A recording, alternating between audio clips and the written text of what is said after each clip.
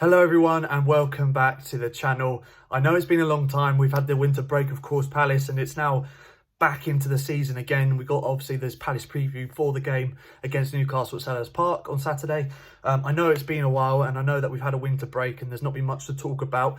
One of the reasons I haven't really done much content over the last week or any content, but it's also because I kind of wanted to just take some time out from Palace, you know, just I think we all needed it. I think that the fan base as well, I think it's benefited us as fans, and not just the team, but the fans as well. I think it's benefited both parties having this week off and to just try and like regroup and go again for the rest of the season. I think we all needed it, and hopefully we see ourselves really go at Newcastle first 5-10 minutes at least, and to show some intent early on in the game and show, you know, what the team have been doing in the week that, you know, that they've had off, and they've been to Dubai, of course, for warm weather training. Hopefully we see the benefits of that, and you know, there's a bit more positivity around the place. You know, I'm filming this after just watching Palace TV's interview with Steve Parish that was released on social media platforms and on the Palace YouTube channel. Obviously talking to him about the new training ground, which looks amazing, and it looks like that is going to be starting very, very soon. I know we've heard this sort of thing before with like the new stand, and Parish did talk about the new stand, and still saying they're still talking over that small plot of land with Sainsbury's, but both projects look like they're going to be going ahead. And I think it's good timing from the club to bring that out. I know there's still a lot of people that's upset with the transfer window, and Parish in particular. For me, I just think that it's a good timing on their part. We've had a week off because of the winter break. They released this now before we kick on for the rest of the season. It's trying to get positivity back around the fan base and the club, and I think that is what we need now. We've got to put what's happened behind us, and we've got to support the team, do what we do best, and go on, because the next 2 or 3 games will define the season now.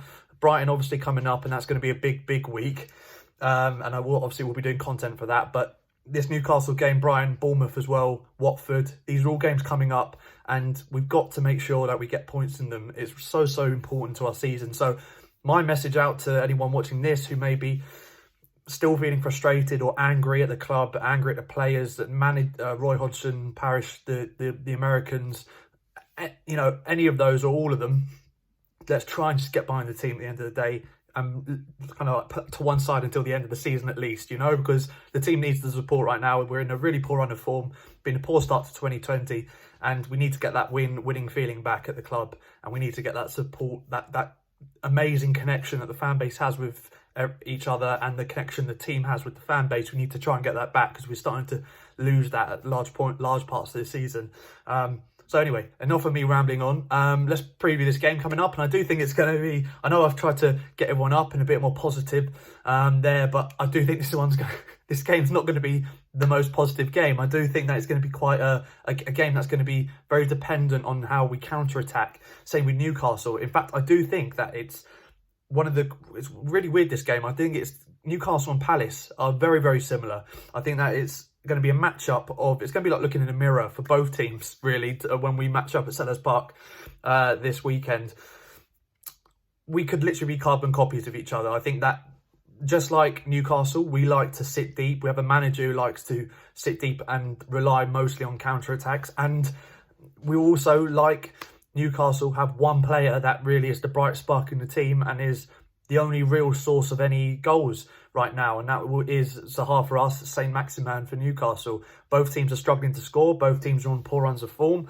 We are very similar. We're but two teams that I think more than ever, the first goal in this game is going to be crucial. I know I've said it a few times in previews, but in this game I can honestly not see either team really getting back into the game if they go 1-0 down. It just feels like that sort of game that both teams have the players to hold out a 1-0 lead, but they also don't have the players to necessarily get them back into games, you know. Joel Linton not firing on all cylinders, struggling in his first season in the Premier League, and we're struggling to score goals full stop. You know, we're joint bottom in the Football League for goals scored, 23 goals all season, which is joint worst with Stevenage, and that kind of just sums it up. You know, we are in dire straits in front of goal. But luckily for us, Newcastle aren't doing much better, and the Newcastle fans who don't feel like they're doing very well either. So this is going to be a crucial game. It's a good time to play Newcastle having a week break, and they got battered 4-0 by Arsenal, let's not forget. For me, I think the lineup will be very similar to what we've seen already. I think Waite in goal, Ward, centre-back will be interesting. I think Sacco is going to be back fit. Whether he plays or not, I don't know. For me personally, I would like to see him play because I do think he is our best ball-playing centre-back, and that has been so crucial. It's been something I think we've really been missing in games over the last few weeks. We haven't had that player from defence to split the line with a killer pass and really ignite attacks. We look to go long, or we don't have a player with that ability. It's so many sideways passing, and obviously it's dependent on players in the midfield coming to get the ball, which I think we don't do enough either. I think there's too many players in the midfield and out wide that hide and like drift about, and almost they don't want the ball enough at times, and that's frustrating. And that's why we have to play sideways and backwards a lot, which again frustrates the fans, and it's like a never-ending spiral.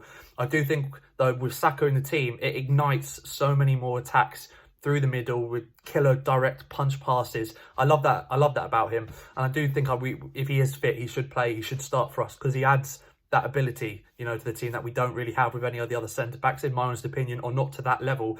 I'd start him alongside Cahill because I think he's the better centre-back out of him and James Tompkins. I love James Tompkins, don't get me wrong. Any of those three starting, I'm happy.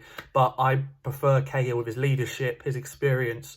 I think it's needed at this time of the season. Van Aanholt, of course, left-back. Schlupp may be fit. I don't know. Hopefully he is, because we need some of his energy and vibrance in the midfield. For me, though, I think Roy will play with Luca, obviously captaining the team, sitting in. Chiarte and MacArthur, Townsend, Zaha, and probably Ayew up front, but it could be Tosin. In fact, it's most likely going to be Tosin. Tosin obviously training back from injury as well. So that's how I think the team will set up. It's going to be, as I mentioned already, this is the battle between, it's the Zaha versus St. Maximin game. It literally is. I think whoever out of those two players has the better game, that team, the team that they're obviously playing for, will win.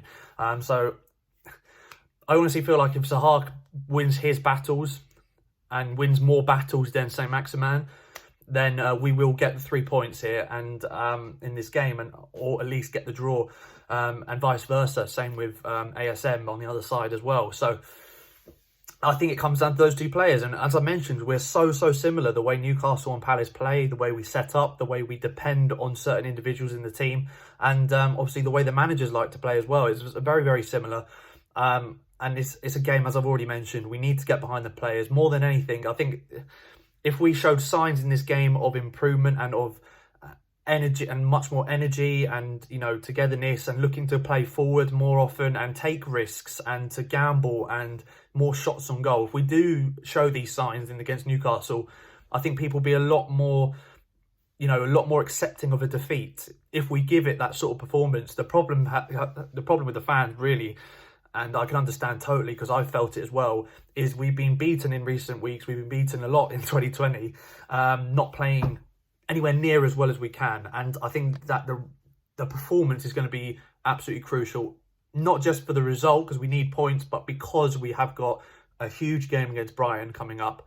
And we need to win that. We need to win that, trust me. More on that game coming up. My score prediction, as I mentioned, I don't think it'll be high scoring because both teams can't score. For Toffee right now, I could be proved wrong, of course, but I think it's going to go 1-0 Palace. I've got to stay positive. A 1-0 result, I'd rip your hand off, get those 3 points on the board, and let's kick on with the rest of the season. Let's try and stay positive and together as a fan base.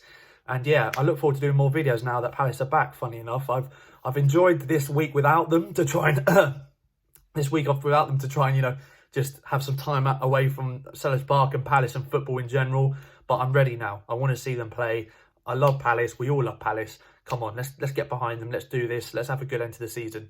Positivity. Like, share, subscribe, guys, if you're new. And let me know your thoughts. Newcastle fans, let me know if you agree with what I've said about your team. I may be wrong, but I think, honestly, that we are very similar teams right now. And comment your thoughts down below. Thank you guys so much for watching. See you guys next time.